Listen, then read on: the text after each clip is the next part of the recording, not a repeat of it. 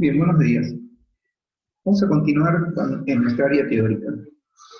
Voy a repasar dos cosas antes de empezar la clase de hoy. Primero, que estamos en el semestre en que empezamos a desarrollar una capacidad motora, que es la resistencia. Y esa capacidad motora mejora aspectos de la biología cuando se la entrena, que tienen que ver con nuestro sistema cardiorrespiratorio y con el metabolismo de las células. También repasarles que un área teórica es un espacio pedagógico en el cual nos encargamos de explicar de manera interdisciplinaria y científica fenómenos que ocurren, en nuestro caso, en el entrenamiento. ¿Qué fenómeno es el más común en el entrenamiento? O sea, todas las personas que no son entrenadoras, sino que pagan las consecuencias del proceso de entrenamiento, les va a decir que el entrenamiento como fenómeno más desarrollado que tiene es el concepto de fatiga, o sea, de cansancio. De hecho, conceptos sociales salen de allí también, ¿no? Lo contrario al cansancio es el descanso, por ejemplo, y nadie identifica el ejercicio con el descanso, por el contrario. El fenómeno de la fatiga o el cansancio, según el autor con el que trabajemos, y el fenómeno de la recuperación, es lo que vamos a estudiar, estamos estudiando en realidad, desde que empezó el semestre con estos capítulos, sobre todo con mecanismos circulatorios que terminamos, y el que estamos por empezar, que es el mecanismo respiratorio en el ejercicio, y luego con el metabolismo celular, que hoy los vamos a tratar de unir. Eso estamos estudiando para luego dedicarnos la semana que viene, posiblemente ya en las dos carreras, a empezar a estudiar la resistencia como capacidad motora. Se podría decir que hay dos situaciones en las que las personas viven o utilizan esa capacidad que tenemos, con la que nacemos, de resistir fatigas. Porque no olvide que todo nos cansa, ¿no? Ir a hacer las compras, limpiar la casa, hacer un deporte, ir al gimnasio, tomar una clase. Entonces todo se relaciona, todo lo que tenga que ver con una actividad superior al metabolismo o a la homeostasis de nuestras células, infiere o concluye en un determinado nivel de cansancio y de fatiga, de la cual necesitamos recuperarnos, o sea que nuestro organismo vuelva a tomar la homeostasis para proseguir con la actividad que estábamos haciendo, sea o no deportiva. Por eso es que en la introducción del capítulo, del apunte que van a recibir, que es mecanismos respiratorios en el ejercicio, como dice mi pizarrón, va a hablar de esto que estoy determinando como una introducción, que es la resistencia cardiorrespiratoria. Esa resistencia es definida, tal como lo dice también mi pizarrón, como la capacidad del cuerpo para sostener un esfuerzo prolongado. Capacidad de sostener un esfuerzo prolongado. Y dice que esa capacidad, que es la resistencia cardiorrespiratoria, es considerada uno de los componentes más importantes que tiene el fitness. El fitness es una palabra anglosajona que implica salud. O sea, los componentes de la salud, uno de ellos es la resistencia cardiorrespiratoria. ¿Por qué es así? La flechita nos lleva hacia ese punto, porque es la mejor defensa contra eso que determinamos como un fenómeno, que es la fatiga. Pero no solo en deportes, como les dije, sino también en actividades más comunes que tienen que ver con actividad sedentaria. O sea, uno hasta para sentarse a ver televisión necesita la resistencia. Para sentarse a leer un libro, para sentarse a estudiar. O sea, si uno se empieza a imaginar qué le pasa a nuestro cuerpo en general y a nuestro cerebro en particular ante la fatiga, se respondería que es la inacción. Claro, uno está sentado y muchas veces no refiere a la fatiga porque está sentado. Dice, no, ¿cómo me voy a cansar de estar sentado? Pero todos lo sabemos que ocurre. Lo mismo cuando van viajando. Cada vez son más cómodas las butacas de los autos o de los micros, pero igualmente nos cansamos viajando, o sea, nos fatigamos. La fatiga es un fenómeno que ocurre por el solo hecho de que durante un tiempo determinado, de allí la frase esfuerzo prolongado del apunte y de la clase, cuando cualquier tipo de esfuerzo se prolonga en el tiempo, sobreviene la fatiga. Aún estar sentados, aún viendo tele, aún haciendo lo que nos gusta, aún viendo una película en el cine. O sea que todo esfuerzo que se prolongue en el tiempo produce el fenómeno de la fatiga, en todos los ámbitos. Y la fatiga, así como la resistencia, es un componente del fitness, o sea, de la salud, la fatiga constituye algo bien diferente, que es el impedimento para un rendimiento óptimo, que también está en el pizarrón. Constituye un impedimento para el rendimiento óptimo. Esta palabra en entrenamiento es determinante, pero en la vida también lo es. ¿Qué significa algo óptimo? Lo óptimo se da entre siempre una acción y su realización, ¿no? Eso es lo óptimo. Significa, si yo tengo que hacer algo y lo hago tal cual lo había pensado, planeado, lo hice de manera óptima. Y pueden poner ese adjetivo a cualquier cosa que tengan que hacer, desde cocinar hasta caminar, hasta hacer esparcimiento, o trabajar, o entrenar. O sea, la relación que hay entre la acción y la forma final de ejecución de la acción es lo que determina la palabra óptimo. Por eso, el apunte dice que la fatiga constituye un importante impedimento para el rendimiento óptimo. Si sacan la palabra rendimiento del rendimiento deportivo y la ponen en cualquier otro ámbito en el que utilizamos nuestro cuerpo, en cualquiera de sus ámbitos, se van a dar cuenta que la palabra óptimo es determinante. Y la fatiga es un impedimento para ese rendimiento óptimo. Inclusive, como dice el apunte, para las tareas cotidianas. Para cualquier adulto, dice el apunte de edad mediana, muchos factores de salud indican que la resistencia debe ser uno de los puntos de mayor énfasis en el entrenamiento. ¿Por qué? Es muy importante el entrenamiento de la resistencia porque es mejorar la defensa orgánica contra eso que acabo de llamar fatiga, que es simple, un autor que vamos a usar en toda la carrera para aprender a entrenar la resistencia, clasificarla, definirla. La resistencia ahora como capacidad motora, no como componente del fitness. Cuando plantea que luchar contra la fatiga y recuperarse rápido, esto dice Simple, es el objetivo del entrenamiento. Aparte, la resistencia cardiorrespiratoria es útil para acciones que uno no se imagina que lo es. Por ejemplo, para rehabilitarse de cualquier cosa, y es preventiva.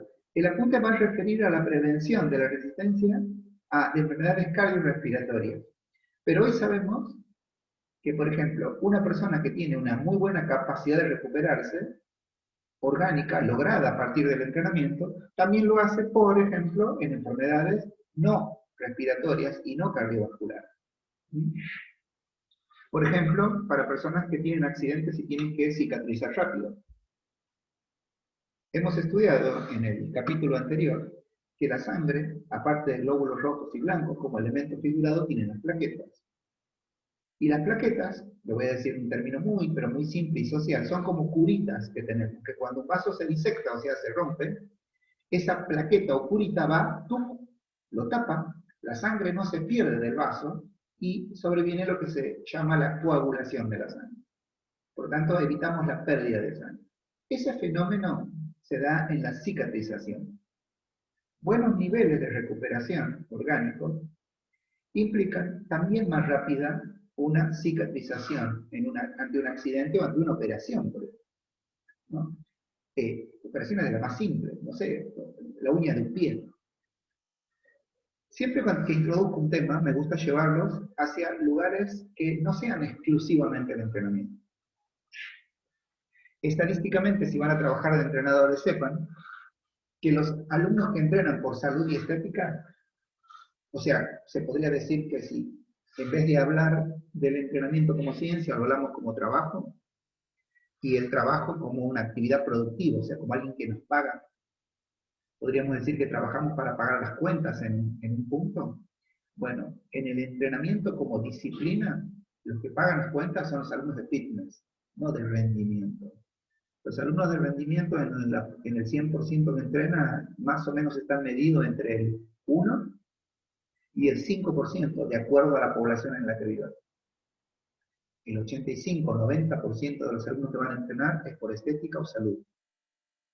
Y cuando hablamos de salud, hablamos de las fatigas que crea en las personas, cosas tan simples como trabajar, como la vida en familia, como la vida en sociedad, como el deporte social. O sea, aquellos deportes que hacemos para esparcirnos, no con el fin competitivo de ganar o de progresar en una liga, o en un torneo, o en un campeonato. O sea, cuando presentamos los temas, hago referencia a un porcentaje muy alto de los futuros alumnos que ustedes van a entrenar. Y la resistencia cardiorrespiratoria, que tiene que ver con la fatiga, y la fatiga tiene que ver con el rendimiento óptimo de una persona, no solo en el deporte. Y es muy importante saber cómo funciona el organismo humano fisiológicamente y cómo se debería entrenar, o sea, qué elementos hay que tener en cuenta a la hora de lograr que ese alumno mejore su resistencia cardiorrespiratoria. Que es a lo que hace referencia esta parte del pizarrón, aquí, esta flechita. Trabajamos sobre la resistencia hacia la fatiga y qué produce la fatiga y qué deberíamos evitar. Esta flechita me lleva a entender eso en el pizarrón. Dice que la capacidad de resistencia, esta que está aquí, determinan factores de salud, dice. Es importante acción rehabilitadora y preventiva. Depende, ¿de qué depende la resistencia? Y aquí vamos a empezar a meternos ya dentro de entender el concepto. La capacidad de resistencia depende del aporte de cantidades de oxígeno, no pasen por alto ni en el pizarrón, ni en el apunte, la palabra suficientes. Porque cuando uno trabaja sobre el concepto fisiológico en fisiología humana y en fisiología del ejercicio, siempre hay que tener en cuenta esa palabrita que está ahí, suficiente. Ustedes saben, porque todos han visto bases científicas de la adaptación, que la adaptación humana puede ser específica e inespecífica, y positiva y negativa. Eso es un concepto que lo hemos estudiado, ¿eh? Digo esto porque nuestro organismo ha nacido para proveer constantemente de oxígeno, y ese es el mecanismo que vamos a estudiar en este tema, de oxígeno a las células. Las células con el oxígeno se encargan de producir energía. Ya vamos a ver un gráfico en el pizarrón de eso. O sea que el oxígeno que viene del medio ambiente y que utiliza nuestros mecanismos respiratorios y nuestros mecanismos circulatorios para transportar ese oxígeno a cada célula, nosotros nacemos con ese potencial. ¿Por qué nos cansamos entonces? Y porque la célula necesita una determinada cantidad de oxígeno, pero necesita una determinada cantidad en un determinado tiempo y con una determinada producción. O sea, cantidad y calidad. Por eso cuando uno habla de la resistencia cardiorrespiratoria, dice que depende del aporte en cantidades suficientes primero. O sea, el sistema está encargado de dar el oxígeno que necesita la célula. ¿A qué célula? A todas. Es obvio que los entrenadores analizamos más la célula muscular y sus apuntes toman la fisiología clínica y la convierten en fisiología del ejercicio, ¿no? Por eso el apunte va a decir que cantidad de suficiente oxígeno a nuestros músculos y cómo hace para consumir el músculo, porque son dos situaciones distintas. En fisiología, nosotros estudiamos por separado elementos que luego obviamente trabajan juntos. Cuando nuestras células para producir energía requieren una determinada cantidad de oxígeno, es el pulmón el que tiene que dárselo como órgano. Es el corazón el que tiene que expulsarlo para que llegue hacia las células que necesitamos. Es el sistema nervioso el que tiene que hacer la vasoconstricción de los lugares menos usados y hacer la vasodilatación de los lugares usados. Pero el sistema nervioso lo único que puede hacer es ordenarle eso a las fibras musculares lisas que tiene el vaso sanguíneo. Por lo tanto, el vaso sanguíneo tiene que tener adaptación suficiente como para recibir la orden nerviosa. A la vez, cuando se recibe esa orden nerviosa, la sangre circula y llega a la célula. Pero la célula tiene que saber, tiene que tener la posibilidad de captar ese oxígeno y de saber utilizarlo. Por eso dice que no solamente depende de la resistencia cardiorrespiratoria, de ese aporte que se encarga el pulmón de oxígeno, cuando dice a nuestros músculos, es el sistema circulatorio el que llega hasta allí, a través de las arterias, las arteriolas y los capilares arteriales.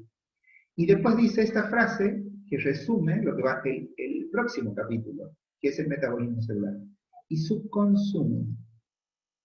Así es que el consumo de oxígeno se hace dentro de las células. Y se hace de una manera bien específica que ahora la vamos a esquematizar. Ese consumo de oxígeno, el incremento de nuestros sistemas, que están representados, repito, por el sistema, primero, respiratorio, que es el que me da el oxígeno. Después el cardiovascular, que es el que lleva con sus elementos, la sangre y los vasos sanguíneos, el oxígeno que me da el pulmón, lo lleva hacia la célula que necesito. Pero en la célula que yo lo necesito, la célula tiene que, el núcleo de esa célula tiene que aprender a usarlo. Y ese es el efecto metabólico que ocurre dentro de cada célula, de cada músculo en el cuerpo. Y también en cada órgano, porque está ocurriendo lo mismo en el sistema digestivo, en el sistema renal, en el sistema hepático, o sea, en el estómago, en el riñón, en el pulmón. La mayoría de los científicos dicen que ese proceso se resume en un concepto que se llama el consumo de oxígeno. Está graficado el consumo de oxígeno como VO2 máximo. Y por eso determina una forma en la que se mide la resistencia cardiorrespiratoria. De hecho, no solamente lo hacemos en el entrenamiento, esto de medir el consumo de oxígeno, y eso es medir la resistencia cardiorrespiratoria, sino que es una medida clínica también, o sea, los médicos también la usan. Porque, ¿qué es el consumo de oxígeno? Representa el volumen, como dice aquí el pizarrón, representa el volumen de oxígeno consumido durante cualquier esfuerzo. Vamos a resaltarlo. Cualquier esfuerzo, ¿ven? Aquí en el pizarrón. Cualquiera. Claro, obviamente también el ejercicio, ¿no? Pero cualquier esfuerzo. Nosotros consumimos más o menos oxígeno de acuerdo a lo que está haciendo mi cuerpo.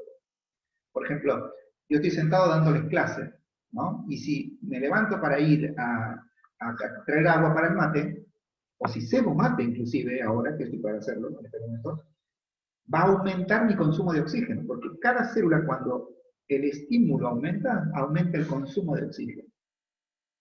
Y ese consumo va a representar el volumen que mi célula está haciendo para cualquier tipo de esfuerzo, no solo para el entrenamiento. Y también el consumo de oxígeno determina la capacidad que tiene el organismo para utilizar ese oxígeno. O sea que no solamente consume, y el consumo de oxígeno determina, de acuerdo al tipo de esfuerzo, la cantidad, sino también la capacidad del organismo para utilizar el mismo. Vamos a suponer que ustedes van a una plaza, a un parque, vuelvo a marcar aquí en el pizarrón para ver lo que estamos explicando. Vamos a suponer que ustedes van a una plaza o un parque, a caminar o a trotar. ¿Saben qué es lo que sobra en una plaza, en un parque? O en un lugar con poca contaminación, oxígeno. Sobra oxígeno. Entonces, ¿ustedes por qué se agitan? Porque el oxígeno ingresa a su sistema por las vías respiratorias, porque el corazón lo empuja y porque los vasos sanguíneos, la sangre lo toma el oxígeno y los vasos sanguíneos lo llevan a las células que ustedes están trabajando. Pero vamos a suponer que ustedes, con el frío, con el aislamiento, hace 6 meses que no van a la plaza. Y que su corazón estuvo bombeando 2 a 3 litros de sangre, 4 como mucho, en estos últimos 6 meses. Cuando ustedes llegan, por lo tanto, sus células están acostumbradas a un consumo de oxígeno bajo, podemos decir. Claro, ustedes van a la plaza, 20 grados, está hermoso, sol, y quieren caminar mucho más. Al caminar aumentan la intensidad, por lo tanto aumentan la cantidad de oxígeno consumido. Pero la capacidad que tiene el organismo para utilizarlo es baja, porque la adaptó el aislamiento, o sea, el sedentarismo. O sea, que no solamente el consumo de oxígeno representa el volumen de oxígeno consumido, sino que también indica la capacidad que tiene el organismo para utilizarlo. Todo aumento en la intensidad, ahora sí, del ejercicio, determina un aumento paralelo de eso que es el consumo de oxígeno. Y ahora vamos a explicarlo mejor en un pizarrón a nivel gráfico, podemos decir. ¿Ven? Aquí está. Primero, este gráfico lo voy a explicar. Lo que está en redondo, ya lo vimos en base científica, representa una célula. Todas las células viven de acuerdo a un metabolismo, que es el conjunto de reacciones químicas que permiten que la célula se mantenga con vida. No está puesto aquí, pero todos saben que las células lo comanda un núcleo. ¿Bien? Aquí hay un núcleo. El núcleo celular es lo que comanda el medio interno de la célula. La célula vive, el núcleo, es el jefe adentro de estas paredes, que es la membrana plasmática de la célula. Bien, esto que está aquí es una mitocondria. ¿Ven que está escrito? Una mitocondria es un orgánulo, una organela que está dentro de la célula, que es el lugar en el que se va a producir lo que se llama el metabolismo, pero oxidativo. O sea, la célula tiene oxígeno, pero solamente se puede usar el oxígeno que está dentro de las mitocondrias. La célula tiene oxígeno fuera de la mitocondria, pero no lo utiliza, o sea que no participa en el metabolismo.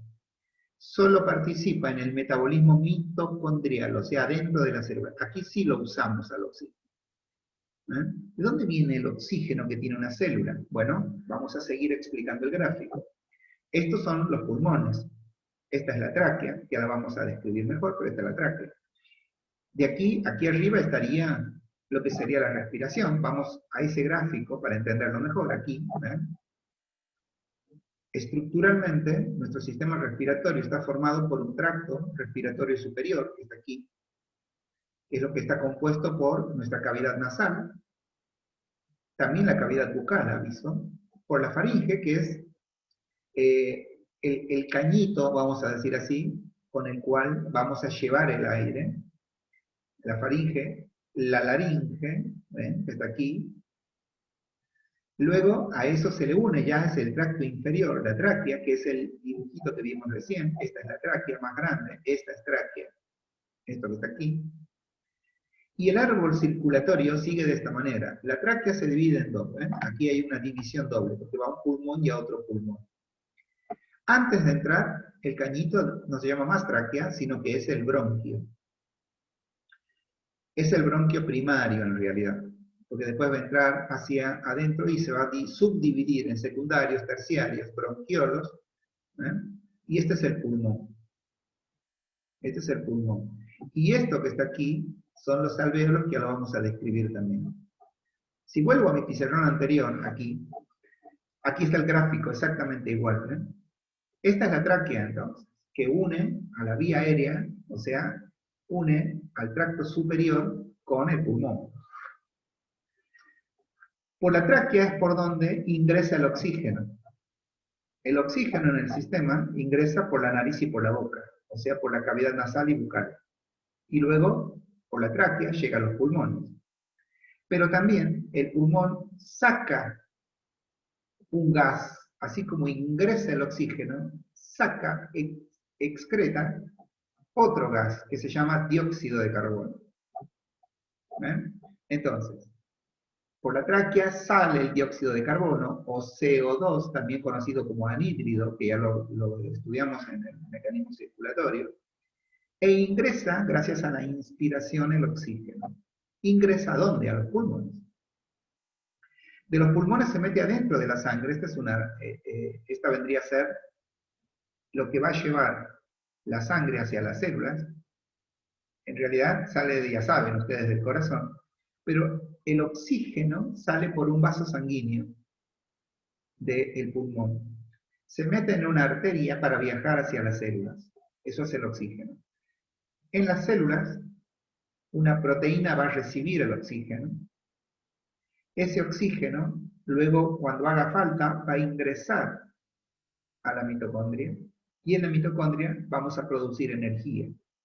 Y esa energía va a ser una energía aeróbica, que no es la única forma que tiene la célula de producir. Se llama aeróbica porque para producirse utiliza oxígeno. por eso es aeróbica.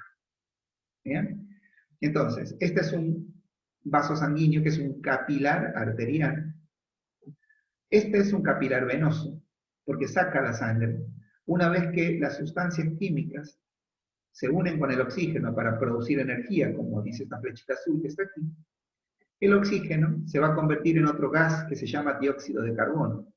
Y el dióxido de carbono va a salir de la mitocondria y luego va a salir de la célula a través de capilares venosos. Así como el capilar arterial trajo el oxígeno, luego que se produce el metabolismo, en este caso el metabolismo oxidativo, porque participa el oxígeno, entonces el desecho de este gas, que es el desecho que se produce después de que una sustancia química se combina con el oxígeno para formar energía, produce dióxido de carbono como desecho. El desecho sale por el capilar venoso, se mete adentro de una vénula, una vena, y la lleva a la parte derecha del corazón. O sea, culmina lo que hemos aprendido como el circuito de circulación sistémico. El dióxido de carbono llega a la aurícula derecha del corazón. Luego de la sístole auricular se abre la válvula y pasa hacia el ventrículo derecho. Sangre con dióxido de carbono. De allí la sangre, a través de la sístole, ahora ventricular, el dióxido se va del corazón por la arteria pulmonar, pasa a una arteriola y a un capilar y se mete dentro del pulmón, el dióxido. Ese dióxido de carbono sale del sistema circulatorio y se mete adentro de uno de los elementos que tiene el pulmón, que se llama alvéolo. Y el alvéolo es el que se encarga metabólicamente de exhalarlo, o sea, de sacarlo, que es el mismo que va a hacer ingresar dentro de la sangre el oxígeno y transportado luego a la célula. Cada vez que la célula necesite producir nuevamente energía aeróbica, va a utilizar, eso es lo que el apunte llama consumir el oxígeno. Toda la célula, el citoplasma de la célula, tiene oxígeno, pero solo se utiliza, o sea, en el lenguaje técnico se consume adentro de esta organela que se llama mitocondria, que ahora vamos a estudiar también. Por eso, así como estudiamos a los mecanismos circulatorios, estamos entendiendo los mecanismos respiratorios, que van a ser 2 clases también, y próximamente, las otras semanas, trabajaremos sobre el metabolismo celular. O sea que todos estos nombres que por ahora ven aquí, que les voy a contar, hoy es parte de un cuentito, porque luego lo vamos a tener que aprender a todos. ¿Bien? Ahora que expliqué el gráfico, lo puedo relacionar con su apunte, que está bajo el subtítulo El consumo de oxígeno. Así se llama el subtítulo en donde están estos conceptos. Cuando trabajan con el apunte, que seguramente lo tienen ahí con ustedes en este momento, dice que todo aumento, ¿no? Dice, todo aumento, esto dice el apunte, en la intensidad del ejercicio determina un aumento paralelo del VO2, dice el apunte, que significa del consumo de oxígeno. O sea, ustedes estimulan una célula, aquí está el estímulo, ese estímulo activa un metabolismo, por ejemplo, el que están ahora, en este momento, sus células se están viviendo así. Ustedes están sentados con su mate, como el profe, o no, con su té, con lo que tomen, con su vaso de agua, están escuchando la clase, tienen una lapicera en la mano y una hoja en blanco. Ese es un estímulo para todas sus células, para todos, incluidas las musculares, todos. Ese estímulo activa un metabolismo.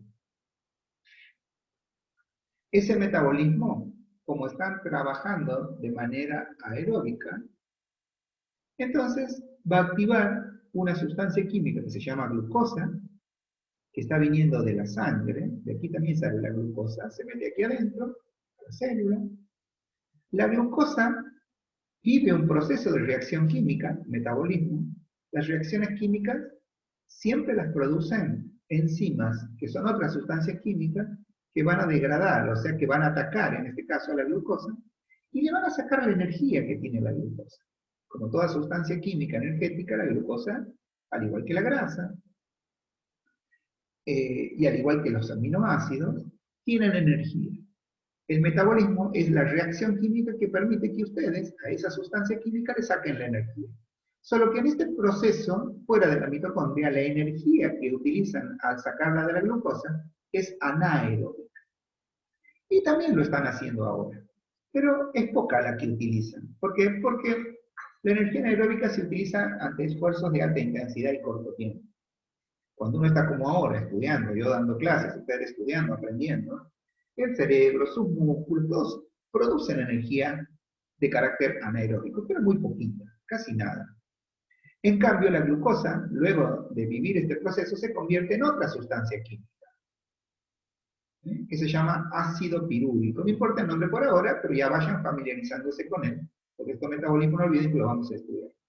Entonces, la glucosa, el primer metabolismo que ocurre es produce un catabolismo. Con la energía que libera, esa energía producimos energía anaeróbica para que la célula funcione, pero en este momento no está predominando. Así que es en este momento que estamos haciendo actividades más pasivas, más sedentarias, se produce energía anaeróbica, pero no se la usa en gran medida. Ahora, la glucosa se convirtió en un ácido que se llama ácido pirúvico. También poco. Este ácido pirúvico, como no necesitamos esta energía, rápidamente se convierte en otra sustancia química. Esta A es de acetil, la CO es de coenzima y la A es la especificación de la coenzima. Entonces es una acetil coenzima A. La acetilcoenzima A puede ingresar a la mitocondria. O sea que la acetilcoenzima es una sustancia que se degrada de la glucosa, de la degradación de la glucosa. La acetilcoenzima ingresa, y este es un proceso bioquímico que vamos a estudiar más adelante, pero el metabolismo de la mitocondria es la que se encarga de empezar a usar, o sea, consumir el oxígeno. Ahora que estamos estudiando, ¿cuánto oxígeno consumimos? Poco.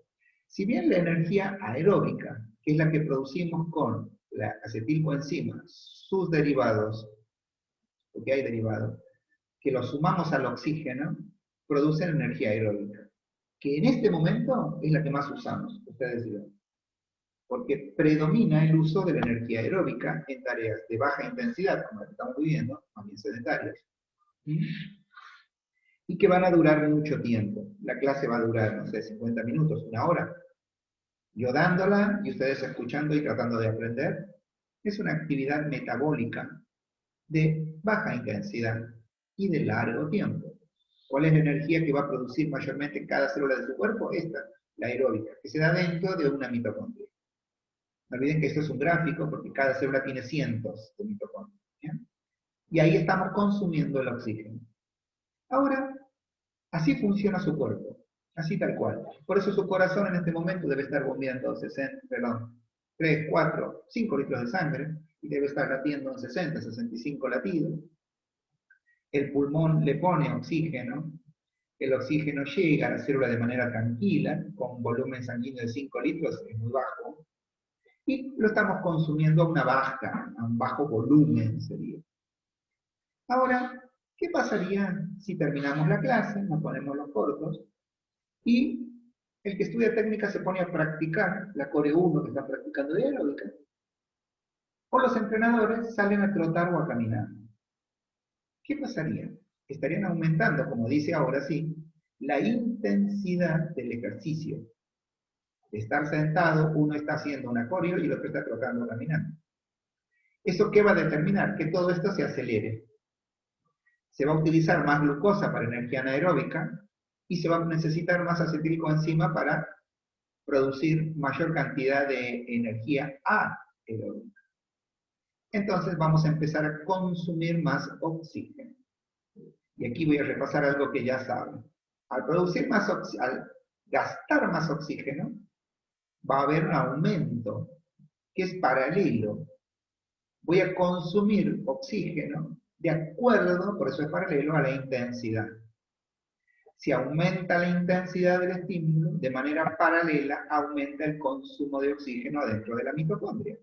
porque es el encargado de darme la energía aeróbica que va a requerir mi organismo para la respuesta al estímulo. Pero va a llegar un momento, vamos a suponer que empiezo a hacerlo todo más rápido, batida de música, la caminata, el trote, lo que sea. Va a llegar un momento en que la intensidad ya no va a poder producir, por una cuestión biológica, la misma cantidad de consumo. O sea, lo hice tan intenso el estímulo que dejan de ir de manera paralela el consumo con el aumento de la intensidad. Es en ese momento en el que ya el estímulo, por su elevada intensidad y tiempo, no permite que mi célula ya consuma tanto oxígeno, porque consumió todo el posible, no todo el que hay, sino el posible, la posibilidad que tiene mi célula de consumirlo. La teoría, los fisiólogos dicen que en ese momento es cuando se dice que la persona ha alcanzado su VO2 máximo, o sea, su máximo consumo de oxígeno. Que aquí lo remarqué en el pizarrón. Entonces, hay un momento en el que el estímulo, la intensidad, va en paralelo con el aumento del consumo. Y hay un momento también que ya sea porque aumente mucho la intensidad, o porque se dio un determinado tiempo, cuando ya no se registra ese aumento del consumo. Entonces la persona llegó a lo que se llama el consumo máximo de oxígeno. Y ese consumo máximo representa un índice fundamental para medir las posibilidades de un sujeto ante esfuerzos prolongados y a baja intensidad.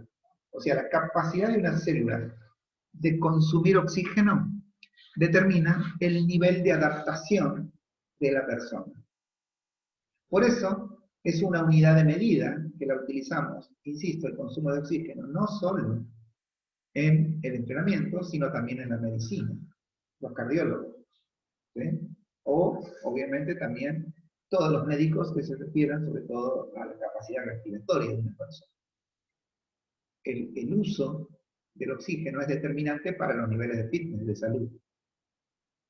Por eso, el consumo de oxígeno de cualquier persona, de todos, no solamente depende de la célula, ¿no?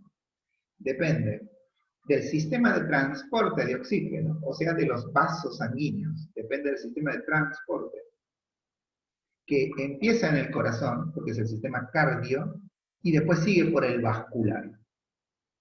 O sea, para llevar la sangre. Obviamente del sistema respiratorio, obviamente, pero también depende, y eso lo dije al principio, del sistema metabólico, o sea, de la adaptación metabólica, que es lo que vamos a estudiar después. Es el que provee de las mitocondrias, que están aquí, porque esto se puede supercompensar, o sea que las células pueden aumentar la cantidad de mitocondrias. Así que depende también de esa adaptación. Y obviamente de las enzimas, porque las enzimas son las sustancias químicas que permiten el catabolismo de las células, la degradación de las células. Y la degradación de las sustancias químicas dentro de la célula. Por eso es que para que la acetilcoenzima A, o para que la glucosa, o para que el pirúvico vivan una degradación necesitan enzimas. Y para que se dé consumo de oxígeno, las enzimas se llaman oxidativas, porque son las enzimas que trabajan dentro de la mitocondria. Y el apunte les va a decir que también necesitan de eso. Así como en el capítulo anterior habíamos estudiado cómo se adapta este sistema en el ejercicio, también lo vamos a estudiar en este capítulo. ¿Ya?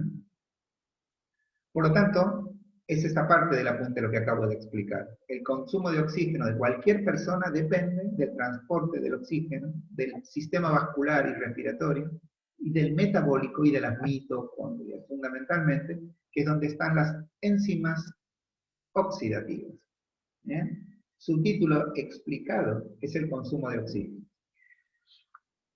Bien, el apunte sigue con la estructura del pulmón, parte de la cual se las conté para que entiendan el gráfico anterior y de qué estábamos hablando.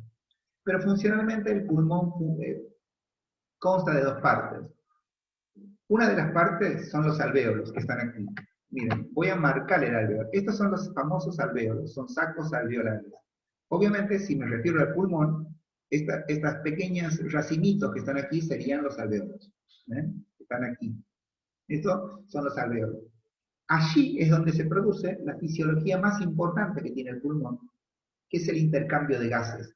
Si ustedes se acuerdan, voy a volver al gráfico anterior, ya vamos a ir al intercambio de gases, pero en cada alvéolo, los pulmones tienen cientos de miles de alvéolos. Dentro de los alvéolos se da este intercambio que aquí lo ven de manera bien práctica.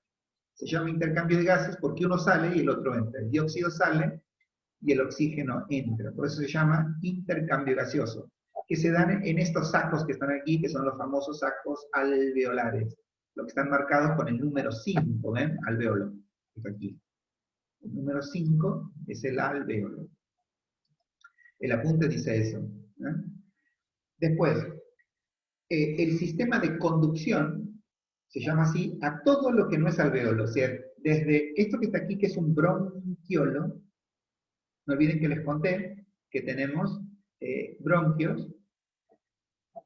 Aquí están, miren. Fíjense, cuando ingresan el número 10 es un bronquio primario. Lo marco aquí y lo llevo al gráfico, en el pizarrón. Aquí está el número 10. Cuando termina la tráquea, que es este largo, ¿ven? Tráquea, 1, tráquea, termina la tráquea y empieza el bronquio primario, ahí, que es el que se va a meter al pulmón. El 9 es el bronquio secundario. Lo marcó el 9, o sea, aquí hay bronquio secundario. El 8 es el terciario. No olviden que esto está sacado de un libro, ¿no? Porque si ustedes me dicen, ¿por qué no lo hicieron, por qué no pusieron todo así gráficamente? Bueno, habría que preguntarle a Costillo.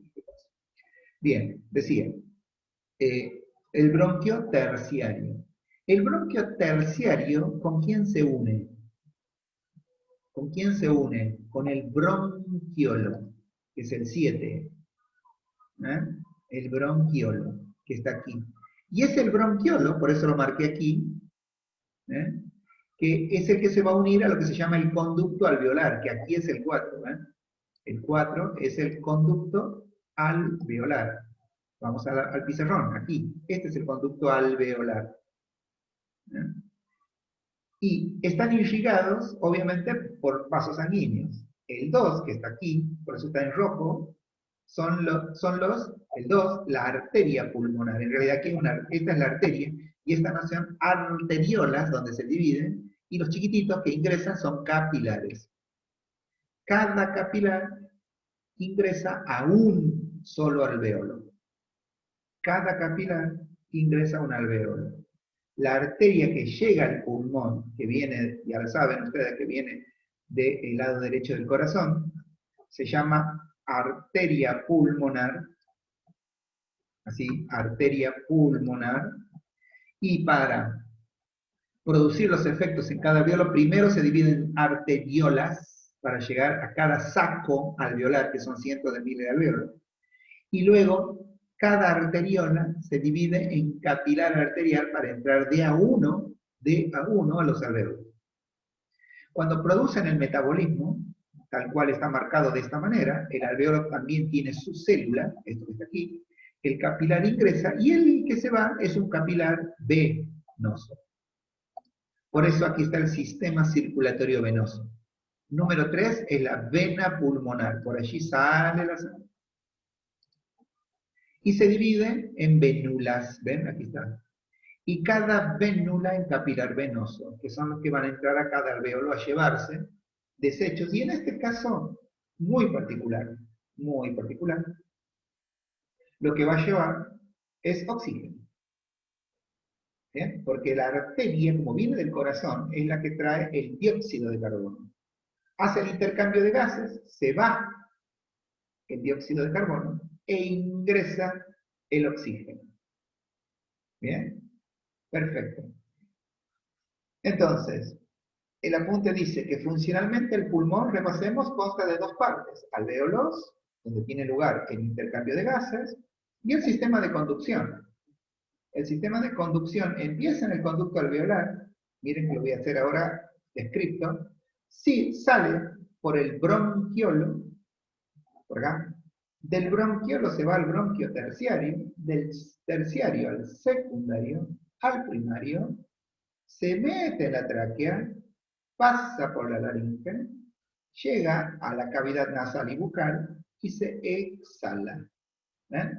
Por eso se llama sistema de conducción, porque a diferencia del alvéolo, que ahí es donde se da el intercambio de gases, el sistema de conducción solo sirve, y lo dice el apunte, por medio del cual dice el apunte, el sistema de conducción, el aire del exterior llega a los alvéolos, y eso se llama inspiración, y sale de ellos, que es lo que acabo de escribir, por la expiración. Como el sistema de conducción no interviene en el famoso intercambio gaseoso, que ahora vamos a ver, se denomina espacio muerto respiratorio, o sea, ahí no se produce la respiración. Le cuento que los alvéolos constituyen el 95% del volumen del pulmón. Todo este pulmón, el 95% son alvéolos, sacos alveolares.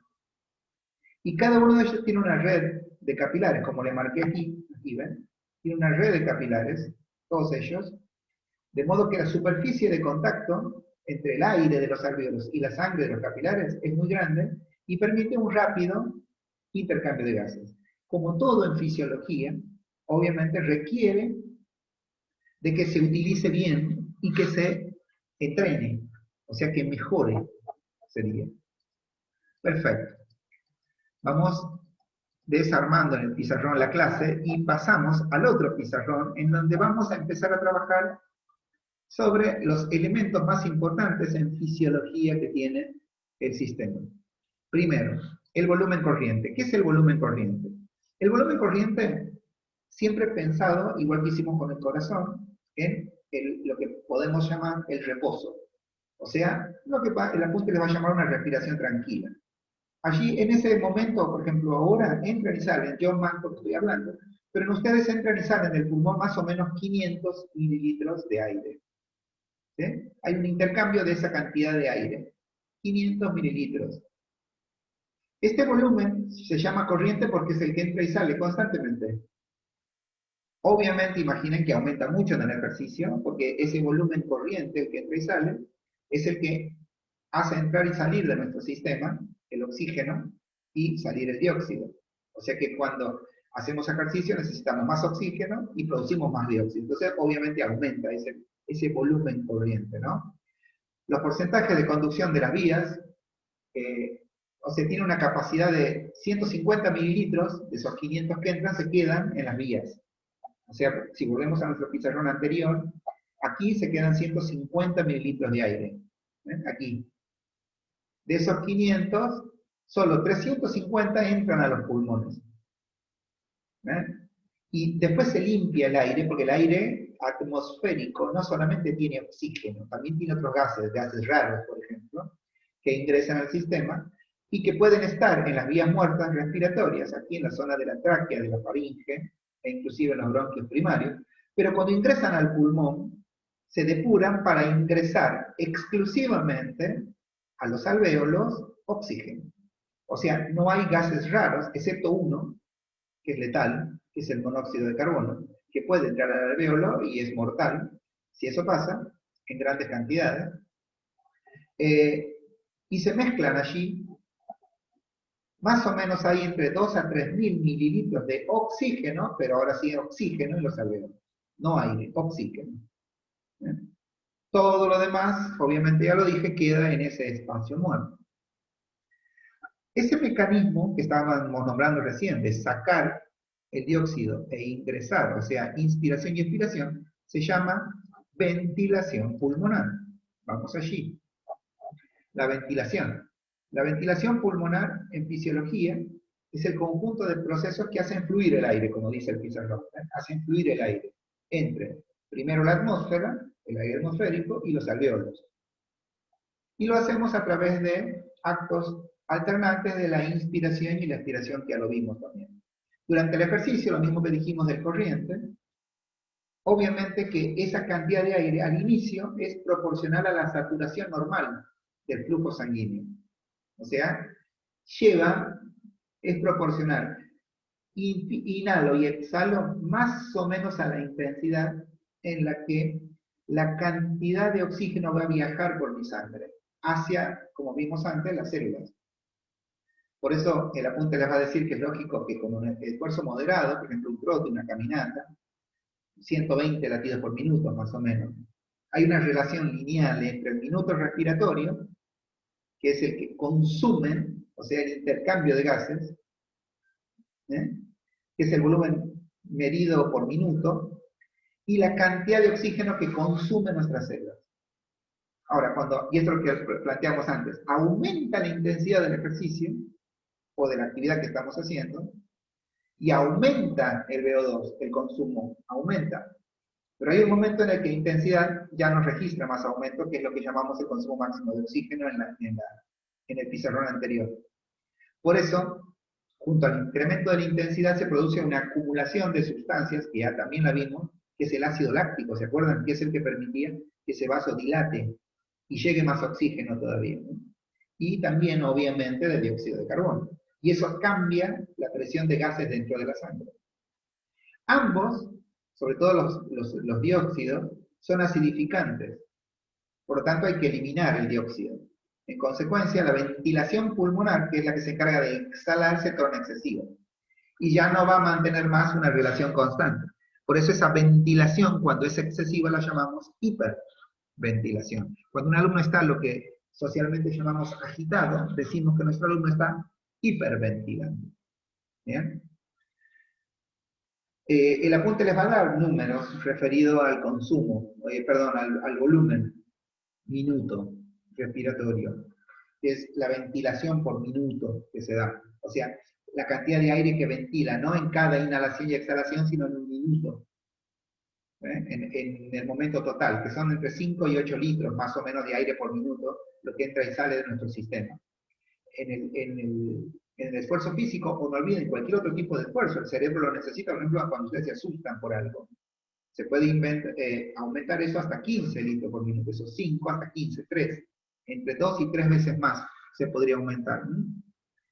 Siempre, siempre eso se entrena. En el ejercicio se entrena. De hecho, esa es una de las razones por la cual luchamos, las personas más entrenadas, más eficientemente con la fatiga que otros, ¿no? Que el desentrenado en este caso.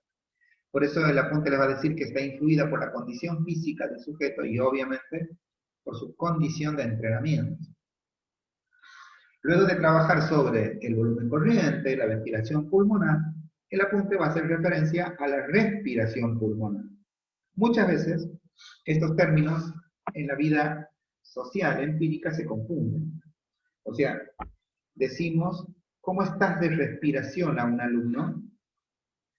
Que le queremos preguntar cómo está de ventilación. O sea, si se agita. Eso se llama hiperventilar. La respiración, como ya lo dije antes, técnicamente es el proceso de intercambiar gases. ¿Ven? Este es el gráfico de un alvéolo y este es el gráfico de un capilar. Quise, para que vean, primero esto. Cada capilar ingresa a un alvéolo. Este es un capilar arterial que aquí cambia de color porque se convierte en un capilar venoso. Cuando ingresa es un capilar arterial, cuando se va es un capilar venoso. ¿Eh? Bien, lo que hice mucho más grande aquí, lo hice en un gráfico para que lo puedan entender, es una hemoglobina. La hemoglobina es una sustancia química que está envuelta en una membrana que no tiene esta forma, sino que tiene la forma, la van a ver aquí, ¿ven? Por ejemplo. ¿Eh? Tiene una forma parecida, muy parecida, como si fuera un maní. O sea, cuando uno lo agranda en el microscopio electrónico parece un maní. De lejos parece esto que ven aquí, pero si no es un maní, es como que tiene una invaginación aquí la membrana, que va a dividir dos sustancias que son proteínas. Una es la sustancia hemo y otra es la sustancia globina. Por eso se llama hemoglobina porque están juntos y la valencia química es Hg, o sea, perdón. La forma en la que se escribe en química es Hg y esa es nuestra famosa hemoglobina. Hemoglobina. Es muy importante esto en fisiología del ejercicio, porque, primero, esto que está aquí se llaman enlaces químicos, o sea, la hemo tiene 4 enlaces químicos que son afines. Afinidad química es cuando una sustancia química tiene su propio enlace. Estos enlaces químicos, que como ven son 4, al igual que lo de la globina, que son 4, tienen afinidad química con el dióxido de carbono, con dióxido. Y la sustancia globina es otra proteína que tiene afinidad química con el oxígeno. No solamente ingresan la hemoglobina, cuando ingresa saturada de dióxido de carbono. Porque ¿de dónde viene la sangre aquí? Viene del lado derecho del corazón. ¿Y esa sangre de dónde viene? De las células. Que dejó el oxígeno, como marcamos aquí, dejó el oxígeno ya. Aquí, ¿ven? Vendría una hemoglobina saturada, así se llama, de oxígeno. O sea que en los 4 enlaces tiene oxígeno. Cuando llega a la célula se la entrega a otra proteína similar, solo que aquí se llama hemoglobina, aquí se llama mioglobina, mio de músculo. Entonces, dentro de las células musculares tenemos mioglobina, pero que también tiene 4 enlaces. O sea, nosotros podríamos copiar, para hacer un gráfico más completo, podríamos copiar esta globina, que está aquí, que es una proteína con 4 enlaces químicos afines al oxígeno. Son afines al oxígeno, y ponerlas dentro de este gráfico, que está aquí. Podríamos ponerla en la célula. Y ahí verían que cuando se consume una, se suelta un oxígeno de la mioglobina y queda no saturada la mioglobina, o sea, quedaría con 3 oxígenos, porque usé uno. Cuando la sangre pasa por esta célula, por diferencia de presión, el oxígeno de la sangre se libera y se pega a la mioglobina, o sea, se despega de la hemoglobina, hemosangre, y se pega a la músculo, globina. Y ese proceso químico se da todo el tiempo entre la sangre y el músculo, porque como le expliqué al principio de la clase, todo el tiempo el músculo está consumiendo oxígeno. Bien, esta hemoglobina es la que va a ingresar ahora. Casi nunca está de esta manera la hemoglobina. Esto simplemente es didáctica para que la estudien. ¿Por qué? Porque cuando la hemoglobina, vamos a escribir aquí, está dentro de la sangre y viene del lado derecho del corazón, ya no tiene oxígeno. ¿Por qué no? Y porque lo dejó en las células, al oxígeno. Cuando llega al lado derecho, o sea, cuando va a ingresar a un alvéolo, solo tiene dióxido de carbono. Aquí se va a producir el famoso intercambio, y lo va a hacer por diferencia de presión. Cuando la sangre ingresa al alvéolo, ¿bien?, se va a dar un fenómeno muy particular. Los gases van de una zona de baja concentración a una zona de alta concentración y viceversa. Pero el gas siempre difunde hacia la zona de menos. Por ejemplo, aquí la presión de dióxido de carbono es elevada, pero en el alvéolo y en las vías aéreas y en el tracto alveolar es nula. Por lo tanto, cuando llega aquí esta hemoglobina, el dióxido se va a soltar. Aquí se suelta el dióxido, ¿ven? Sale de la sangre. Aquí está, miren, sale el dióxido. Y queda en el alvéolo. Y va a ir buscando un lugar donde haya menor presión. O sea, sale de una zona de alta concentración y va a una zona de baja concentración. Vamos al pizarrón anterior para graficarlo mejor. O sea, aquí estaba la hemoglobina. Cuando entra dentro de un alvéolo, que está aquí, entra dentro de un alvéolo, allí se suelta el dióxido por diferencia de presión, y como en todo este tracto no hay dióxido, sale, hasta que se exhala. Ahora, dentro del mismo alvéolo, porque estamos hablando del mismo alvéolo, fíjense, el gráfico, hay, dijimos, entre 2 y 3 litros, hay muchísimo oxígeno, muchísimo oxígeno. ¿Y qué pasaba con la mioglobina que venía por acá? La globina estaba sin oxígeno. Entonces, el alvéolo es alta concentración, y cuando sigue pasando ahora, no olviden que ya se desprendieron los 4 dióxidos. O sea, no tengo más dióxido. Porque ya pasó, ya se soltó, aquí están las flechitas, se fueron. Estos 4 enlaces quedan sin dióxido. Y ahora, como estaban sin oxígeno, ahora va a venir la famosa saturación de oxígeno. O sea, estos 4 enlaces que venían vacíos, en el alvéolo, como hay alta concentración de oxígeno, se van a pegar a los enlaces. Entonces, cuando salga del capilar venoso, se va a ir sin dióxido, pero los enlaces de la globina van a estar saturados de oxígeno. Ahora la sangre se convierte en una sangre oxigenada. Antes la sangre era carbo-oxigenada porque tenía dióxido de carbono. ¿Eh? Esto que está aquí es la famosa respiración pulmonar.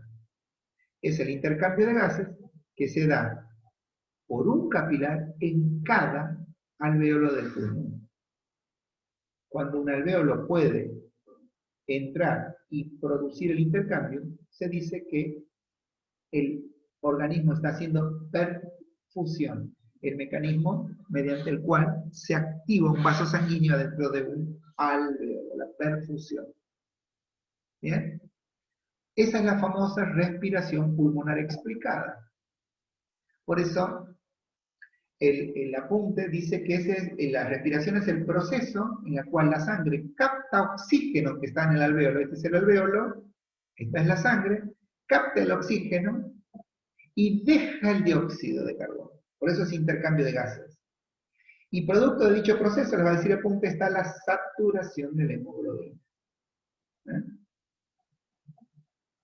La saturación de la hemoglobina, ¿qué es? Depende de la presión de oxígeno. Esta es la situación ideal, ¿no? Pero depende de la presión de oxígeno. Tiene que haber muchísimo oxígeno adentro del alvéolo para que eso pase.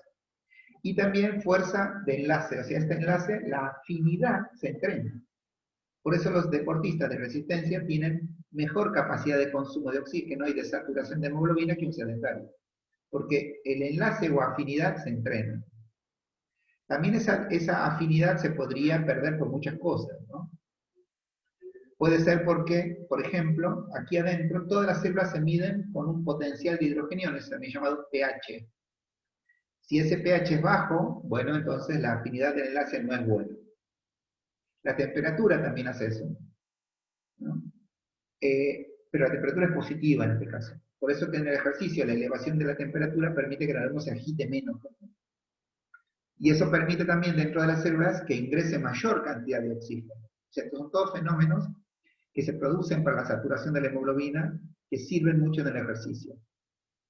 Hay también personas que tienen pocos conteos, o sea, poca cantidad de hemoglobina. Eso también tiene que tener en cuenta. Es una enfermedad clínica, ¿no?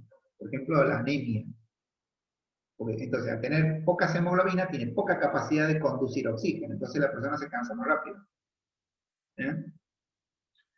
Entonces, un anémico, por ejemplo, en reposo no tiene problemas. El problema es cuando requiere mayor cantidad de oxígeno, porque necesita hacer mayor intercambio. Al no tener cantidad suficiente, tampoco tienen suficientes enlaces o afinidad. Entonces se satura menos la hemoglobina.